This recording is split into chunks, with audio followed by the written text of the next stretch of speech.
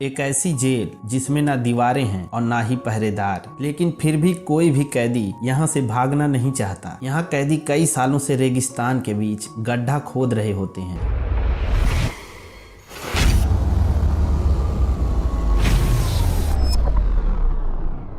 कहानी रेगिस्तान से शुरू होती है, जहां कैदियों की वर्दी में जवान लड़कों का एक ग्रुप रेगिस्तान की चिलचिलाती धूप में गड्ढे खोद रहे होते हैं। अब यहाँ बार्फ बैग नाम का एक लड़का कड़ी मेहनत नहीं कर पाता और खुद को इस काम से छुटकारा पाने के लिए अपने पैर पर सांप से कटवा लेता है। उसी समय शहर में कहीं स्नीकर की एक जोड़ी स्टैनली एलनेट नाम के एक लड़के के सिर पर गिर जाती है, जिससे वह लड़का रोड पर गिर पड़ता है। उधर लड़के का परिवार बदबूदार पैरों से छुटकारा पाने के लिए ऐसे किसी पदार्थ को खोजने की कोशिश कर रहे होते हैं जिससे पैरों की बदबू से बचा जाए। इसलिए वह बदबूदार जूते को घर लाने के लिए सोचता है, लेकिन रास्ते में पुलिस उसे गिरफ्तार कर लेती है और उस पर एक चैरिटी कार्यक्रम से एक प्रसिद्ध बेसबॉल खिलाड़ी के स्नीकर चुराने का आरोप लगाया जाता है। पुलिसकर्मी लड़के को उसके पेरेंट्स के पास लाते हैं और यह देखकर हैरान रह जाते हैं कि अपार्टमेंट के हर कोने में तरह तरह के जूतों की जोड़ी रखी होती है। इसके बाद पुलिस वाले अपार्टमेंट से निकल जाते हैं और उन्हें यकीन हो जाता है कि लड़का सिर्फ जूतों का सनकी है। इसके साथ ही यह बात पक्की है कि इसी ने सेलिब्रिटी के स्नीकर चुराए हैं। लेकिन ऑड बॉल परिवार का मानना है कि स्टैनली एलनॉट्स परिवार के सभी पुरुषों पर एक पुराना पारिवारिक अभिशाप है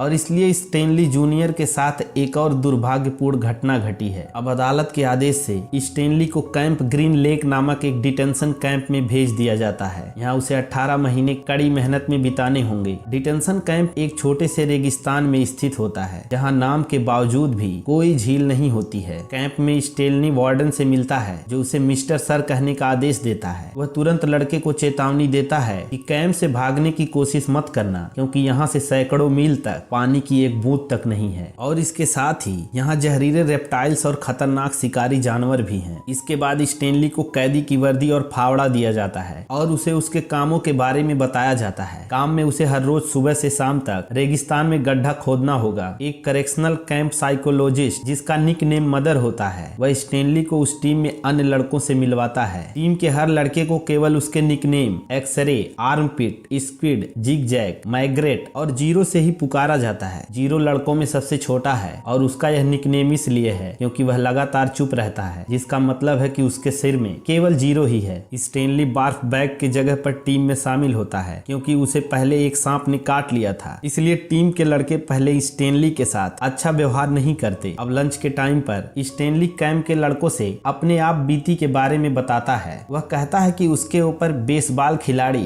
क्लाइड लिविंगस्टोन के स्नीकर्स चुराने का गलत आरोप लगाया गया था, जिसे उन्होंने एक अनाथालय को दान कर दिया था। लड़के की कहानी सुनकर जीरो पहली बार चुप्पी तोड़ता है और स्टैनली से पूछता है कि क्या स्नीकर पर लाल क्रॉस थे, और स्टैनली आश्चर्यजनक रूप से अपने सर को हिलाकर हाँ बोलता है। अब रात में स्टैनली अपने पिता की कहानियों को अपने परदादा स्टैनली एलनेट्स द फर्स्ट के बारे में याद करता है। वह वही है जिन्होंने उसके परिवार के अभिशाप को शुरू किया था। स्टैनली एलनेट्स द फर्स्ट ने बीते समय में शेयर बाजार से बहुत पैसा कमाया था, लेकिन किसिंग केट बार्लो नामक एक महिला ने उन्हें धोखा दिया था। एक बार की बात है, महिला और अन्य डाकू वाइल्ड वेस्ट में काम करते थे और केट बार्लो अपने शिकार को मारने से पहले उसके सिर पर किस करती थी, जिससे मरने वाले के चेहरे पर चमकीली लिपस्टिक का निशान रह जाता था। स्टैनली एलनेट्स द फर्स्ट ने एक लेटवियन गांव में पिग फार्मर के रूप में काम किया और उसे एक खूबसूरत लड़की, जो कि उसके मालिक की बेटी थी, उससे प्यार हो गया था। स्टैनली ने स्थानीय ज्योतिषी मैडम जेरोनी से सलाह लेने का फैसला किया ताकि वह उसे बता सके कि लड़की का दिल कैसे जीता जाता है। उस महिला ने उसे सलाह दी कि वह मूर्ख लड़की के बारे में भूल जाए और अमेरिका चला जाए, जहाँ अच्छा लक उसका इंतजार कर रहा है। प्यार में स्टैनली ज्योतिषी की बात नहीं मानता और लड़की के पिता के पास उसका हाथ मांगने जाता है, लेकिन उसके पिता मना कर देते हैं। इसके बाद लड़की के पिता को खुश करने के लिए स्टैनली वापस ज्योतिषी के पास जाता है और ज्योतिषी ने लड़के को सलाह दी कि वह एक छोटा सूअर को नदी से पानी पीने के लिए रोजाना पहाड़ पे ले जाए। बस कृपा यहीं रुकी है, तब सूअर धीरे धीरे और बड़ा हो जाएगा और जब वह पिग को लड़की के फादर को देगा तो वो खुश हो जाएंगे। अब स्टैनली से जैसा कहा गया था वैसा ही करता है और कुछ समय बाद वह गिफ्ट लेकर अपनी प्रेमिका के घर लौट आता है। लेकिन जैसा कि ज्योतिषी ने कहा था, लड़की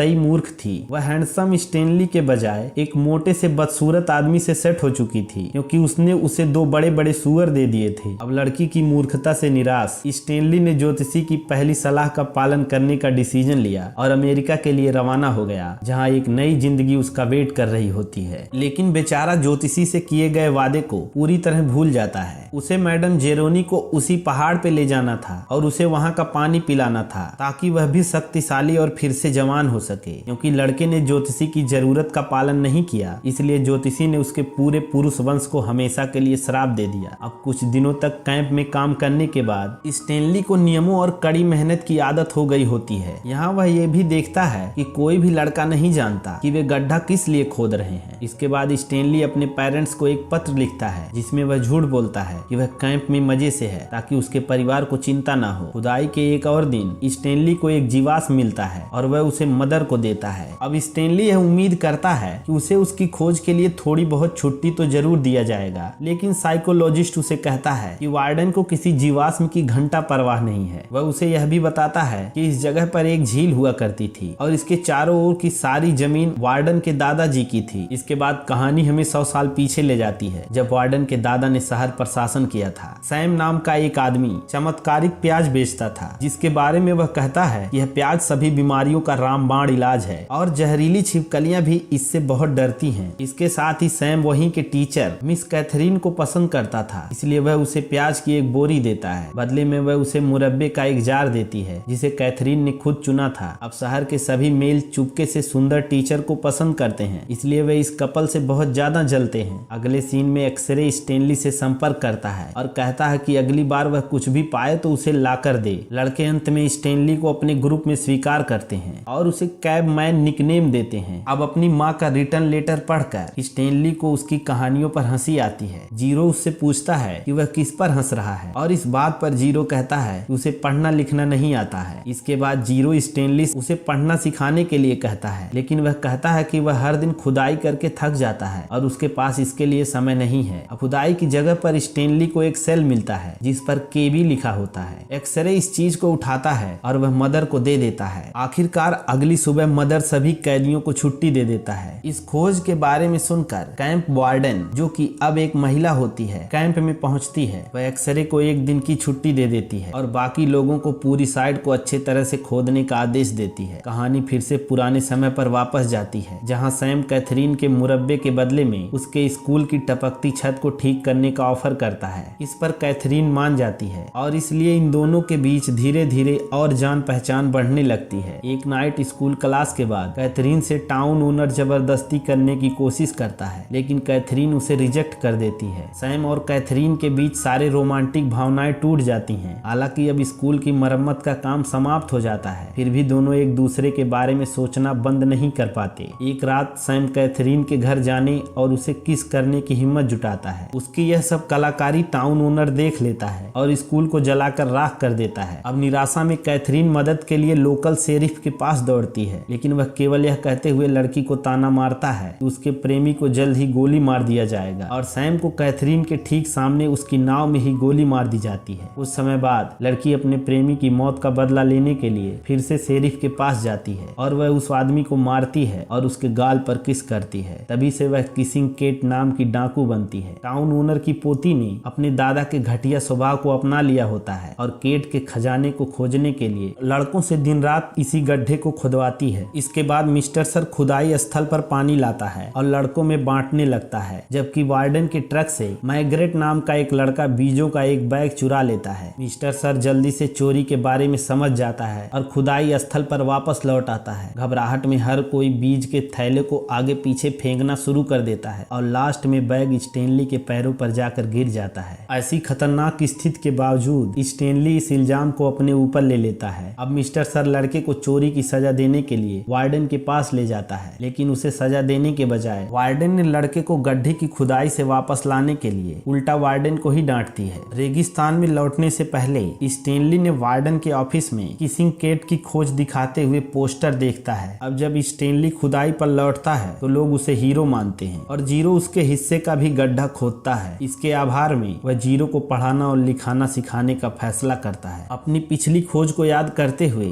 स्टेनली का अनुमान है कि जो जो उसने पहले गड्ढे में पाया था वह कोई बुलेट केसिंग नहीं था बल्कि केट बार्लो की लिपस्टिक ट्यूब थी और वह अपनी खोज को भी जीरो को बताता है। इसी बातचीत के दौरान जीरो ने अपना असली नाम हेक्टर जेरोनी बताया। अब यहाँ यह पता चलता है कि लड़का मैडम जेरोनी से संबंधित है जिसने वर्षों पहले स्टेनली के परिवार को साथ दिया था, लेकिन दोनों को इस बात का कोई अंदाजा नहीं होता है कि उनकी किस्मत आपस में जुड़ी हुई है और आगे भी जुड़ी रहेगी। जीरो अपने दोस्त को अपनी माँ के बारे में एक कहानी सुनाता है जो उसे पार्क में अकेला छोड़कर गायब हो गई थी। अब लंच ब्रेक के दौरान जिग-जैग स्टेनली को पकड़ लेता है। उसके बाद वार्डन खुदाई वाले जगह पर आता है और लड़कों से उसे पता चलता है कि जीरो स्टेनली को पढ़ने के लिए सिखाने के बदले में उसके हिस्से का कुछ काम कर रहा है। स्टेनली लड़कों को यह समझाने की कोशिश करता है कि लड़का प्रतिभाशाली है और उसे पढ़ाया जाना चाहिए, जिस पर मदर हंसता है। मदर जीरो से कहता है कि वह इतना बेवकूफ है कि उसे पता ही नहीं चलता कि वह कितना ज्यादा मूर्ख है। जीरो ने फैसला किया कि अब बहुत हो गया और मदर को फावड़े से मारकर रेगिस्तान में ही दूर भाग जाता है। इसके बाद अपने दोस्त के भागने से परेशान स्टेनली अपने दादा की कहानियों को याद करता है कि कैसे केट बार्लो द्वारा वैगन लूटने के बाद येलनेट्स फर्स्ट 16 दिनों तक रेगिस्तान में जीवित रहे, लेकिन टेंशन के कारण वे किसी को भी नहीं बता पाए कि वह कहां पर थे। अगले दिन स्टेनली अपने भागे हुए दोस्त को बचाने का फैसला करता है। वह वार्डन की कार चुराता है और उसे थोड़ी देर चलाने के बाद वह कार गड्ढे में दे मारता है। अब पैदल चलते हुए वह गहरे रेगिस्तान में भाग जाता है, जबकि बाकी दोस्त उसका उत्साह बढ़ाते हैं। धधकती धूप में रेगिस्तान में ही घंटों भटकने के बाद स्टेनली को आखिरकार जीरो मिल जाता है। लड़का एक पुरानी नाव के नीचे छिपा हुआ है जो कभी सैम की हुआ करती थी। इसके अंदर मुरब्बे का एक जार भी बचा होता है जिसे दोनों दोस्त आपस में बांट लेते हैं। कुछ दूरी पर स्टेनली ने एक पहाड़ को नोटिस किया जो लड़कों को एक उठे हुए अंगूठे की याद दिलाता है। स्टेनली को पता चलता है कि उसके दादाजी की कहानी में इसी पहाड़ का जिक्र था। लड़के सुरक्षा पाने के लिए पहाड़ पर चढ़ने का फैसला करते हैं। अब चट्टानों पर चढ़ते हुए स्टेनली एक नाजुक चट्टान को पकड़ता है और फिसल जाता है। जीरो अपने दोस्त को एक फावड़ा देता है ताकि वह ऊपर चढ़ने के लिए इसका यूज कर सके। इससे लड़के की हथेलियों में बुरी तरह चोट लग जाती है, लेकिन वह स्टेनली को मौत से बचा लेता है। आखिर में लड़के लगभग टॉप पर पहुंच जाते हैं, लेकिन थकान के कारण जीरो गिर जाता है और अब वह आगे नहीं बढ़ सकता। दोनों लड़के एक ब्रेक लेते हैं और हेक्टर अपने दोस्त से कबूल करता है कि वह उसकी वजह से कैंप में शायद आया है। अब यहाँ जीरो बताता है कि उसी ने अपने अनाथालय से स्नीकर्स को चुराया था और चोरी के इल्जाम से बचने के लिए स्नीकर्स को नीचे पुल से फेंक दिया था। उसके कबूलनामे के बाद लड़का बेहोश हो जाता है। इस पर भी स्टेनली अपने दोस्त के खिलाफ कोई शिकायत नहीं रखता है और बाकी रास्तों में उसे उठाकर अपने ऊपर ले जाता है। इस प्रकार अनजाने में वह अपने परदादा के वादे को पूरा करते हुए मैडम जेरोनी के परपोते को पहाड़ के शिखर पर उठाकर ले जाता है। अब ऊपर पहुंचकर दोनों पानी पीते हैं और वहीं बगल में उगे प्याज को खाते हैं जिसे सैम ने उगाया था। इस बीच स्टेनली के पिता आखिरकार पीच और प्याज को एक साथ मिलाकर पैर के बदबू का इलाज खोजने में कामयाब हो जाते हैं। इसके साथ ही स्टेनली परिवार का पारिवारिक अभिशाप अब हमेशा के लिए हट जाता है। अब स्टेनली का वकील कैंप में आता है और वार्डन से कहता है कि वह लड़का निर्दोष है और अब उन्हें उसे लौटा देना चाहिए। हालांकि वार्डन का कहना है कि स्टेनली पहले ही कैंप से भाग गया है और हो सकता है कि वह मर गया हो। अब हमें फिर से पीछे का समय दिखाया जाता है। उस सीन में केट बार्लो सैब की नाव पाती है और अपने पिछले प्रेमी को याद करते हुए उसी में बैठ जाती है। उसके बाद केट टाउन ओनर से संपर्क करती है जो उसे यह बताने की कोशिश करती है कि उसने चोरी किए गए खजाने को कहां छुपाया था, लेकिन केट खुद को पीले धब्बे वाली छिपकली से कटा लेती है और इस रहस्य के साथ अपने कब्र में दफन हो जाती है। तब से टाउन ओनर की एक से अधिक पीढ़ियों ने खजाने को खोजने के लिए रेगिस्तान हो चुकी झील की जमीन को असफल रूप से खुदाई जारी रखी होती है। अब सुबह में स्टेनली और जीरो सबसे पहले खुदाई स्थल पर पहुंचते हैं और उस स्थान पर खजाने के गड्ढे को खोदते हैं जहां पर स्टेनली को लिपस्टिक ट्यूब मिली थी। इस पर वार्डन उन्हें अपने साथियों के साथ ढूंढती है और लड़कों से कीमती खजाना लेने की कोशिश करती है, लेकिन उसकी इस कोशिश को जहरीली छिपकलियां सफल नहीं होने देती और खजानों के चारों ओर घूमने लगती हैं। इसके बाद में एक वकील पुलिस के साथ खुदाई स्थल पर आता है। वार्डन ने लड़कों पर खजाना चुराने और भागने की कोशिश करने का आरोप लगाया, लेकिन जीरो ट्रंक पर स्टेनली येलनेट्स का नाम लिखा हुआ नोटिस करता है। इसका मतलब था कि खजाना स्टेनली का है। अब स्टेनली को खजाने के साथ डिटेंशन कैंप से रिहा किया जाता है और वार्डन और उसके सहायकों को पुलिस हिरासत में ले लेती है। इसके बाद 100 साल में पहली बार रेगिस्तान में बारिश होती है। स्टेनली अपने दोस्तों से अलविदा कहता है और वह जीरो के साथ शहर वापस आ जाता है। अब घर पर स्टेनली अपने